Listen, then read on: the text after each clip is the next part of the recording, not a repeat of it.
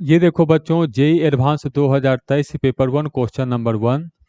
A slide with a frictionless curved surface which becomes horizontal at its lower end is fixed on the terrace of a building of height 3h from the ground as shown in the figure। अब क्या question है, इसको पहले हम लोग figure के through समझते हैं, उसके बाद क्वेश्चन पढ़ेंगे तब समझ में आएगा। क्वेश्चन में कुछ ऐसा फिगर दिया है, देखो ये एक इस तरह का कोई बॉक्स बना दिया है, ये हाइट है 3h, इसके ऊपर एक ऐसे करके कोई स्लाइडर रख दिया है, यहाँ एक ऑब्जेक्ट को डिनोट किया है, ये हाइट है h, ऐसे करके आया है, यहाँ वेलोसिटी हो गया u नॉट, नीचे दिया है ग्रेविटी g है, और यहाँ के बाद ये ऐसे प्रोजेक्टाइल मोशन किया है, थीटा एंगल पे टकराया है, ये डिस्टेंस है d, और उसके बाद टकराने के बाद फिर से ये इधर चला गया, वेलोसिटी हो गया v, और ये यहाँ पर इसका हाइट दिया हुआ है h1।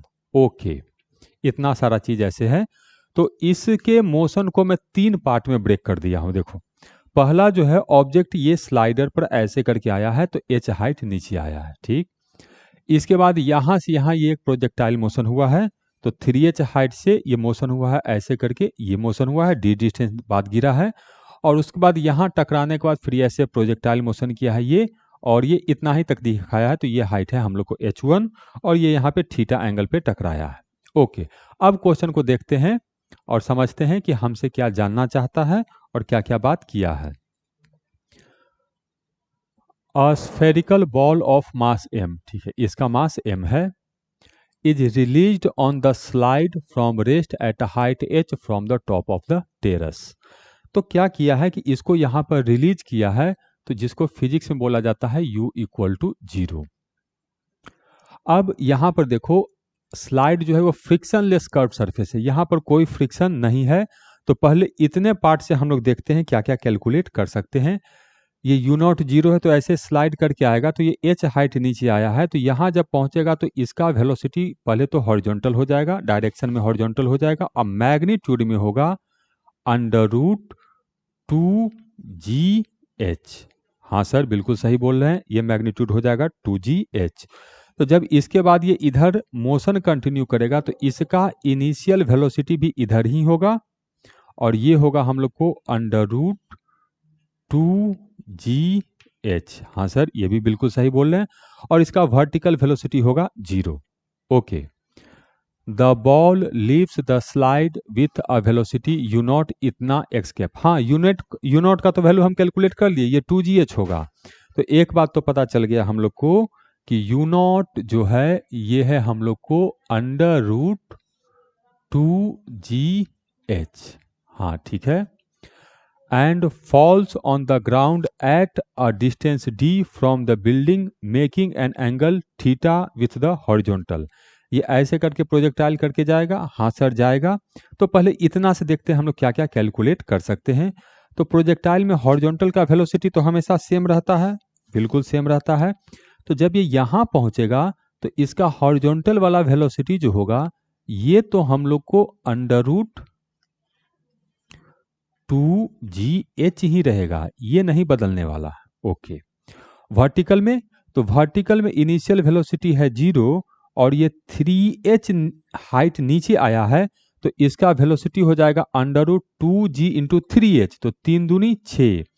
तो इस डायरेक्शन में जो इसका वेलोसिटी होगा ये होगा √6gh। अच्छा ठीक है, तो क्या मैं इसका रिजल्टेंट बना सकता हूं? हाँ, इसका रिजल्टेंट तो हम लोग बना सकते हैं। तो इसका रिजल्टेंट वेलोसिटी इधर होगा, हाँ रिजल्टेंट इधर होगा। तो हमसे कह रहा है कि ये डिस्टेंस d पर और हॉरिजॉन्टल के साथ थीटा एंगल पे स्ट्राइक कर रहा है, तो ये वाला एंगल कह रहा है हम लोग को थीटा। तो tan थीटा तो हम कैलकुलेट कर सकते हैं, tan थीटा होगा परपेंडिकुलर डिवाइडेड बाय बेस। तो देखते हैं tan थीटा कितना आता है। तो tan theta equal to perpendicular, तो ये है हम लोग को √6gh, और बेस √2gh। तो ये तो कट गया, तो ये √3 आ गया, तो ये तो हम लोग को √3 के बराबर है। इसका मतलब थीटा हम लोग को 60 डिग्री है। चलो, ये भी चीज हम लोग को कैलकुलेट हो गया। अच्छा, अब एक डिस्टेंस डी बोला है, तो डिस्टेंस देखते हैं कैसे कैलकुलेट करेंगे। ये यहाँ से रिलीज हुआ है और ये 3h हाइट नीचे आया है, तो 3h हाइट नीचे आने में जो टाइम लगता है वो होता है √2h/g। तो 2h है 3h डिवाइडेड बाई g। इसका मतलब इसको इतना समय लगा है और उतने ही देर ये हॉरिजॉन्टल में इधर चला है, उतने ही समय, लेकिन इस स्पीड से। तो हॉरिजॉन्टल में फॉर्मूला लगता है हम लोग को s = ut।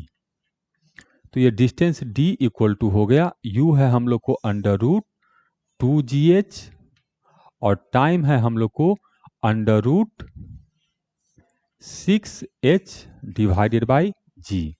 तो ये g से तो ये g कट गया और ये हो गया 6 दूनी 12, तो 2√3h। तो यहाँ से d हम लोग को कैलकुलेट हो गया, ये है हम लोग को 2√3 इंटू h के बराबर। तो यहाँ से d भी हम लोग को h के टर्म्स में कैलकुलेट हो गया, थीटा भी कैलकुलेट हो गया। तो चलो दूसरे पार्ट का भी कुछ कुछ कैलकुलेशन तो हम लोग कर लिए हैं, अब देखेंगे बाद में क्या पूछता है। ओके, अब आगे देखते हैं। अब कह रहा है it bounces of with a velocity v and reaches a maximum height h1।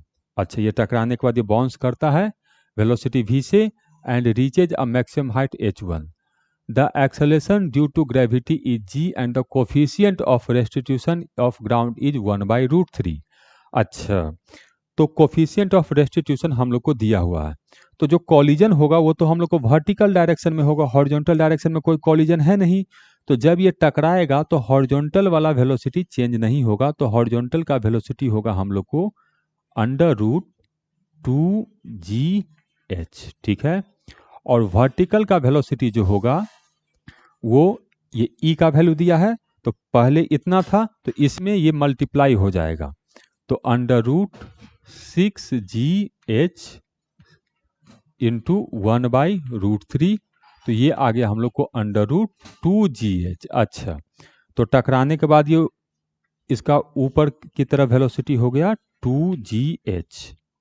Okay, तो इसका मतलब अगर किसी चीज को हम 2gh से ऊपर भेजते हैं तो इसका मैक्सिमम हाइट जो होगा वो तो हम लोग को h ही होगा। तो क्वेश्चन में इसको h1 कहा है, तो इसका मतलब h1 जो है वो h के बराबर होगा। तो h1 जो होगा वो हम लोग को h के बराबर होगा।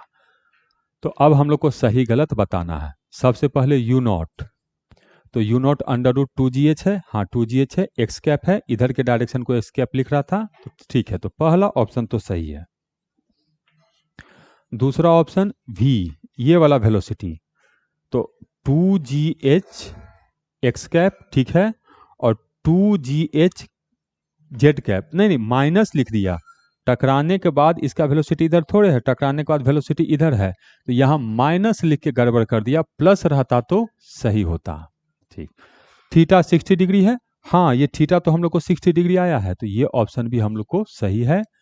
कर रहा है d/h1, तो d/h1 का रेशियो, तो d/h1, तो इसका इसे रेशियो, तो h से h कट गया, तो ये आया 2√3/1, तो 2√3, ये भी ऑप्शन सही है। तो करेक्ट आंसर है इसका A, C, D।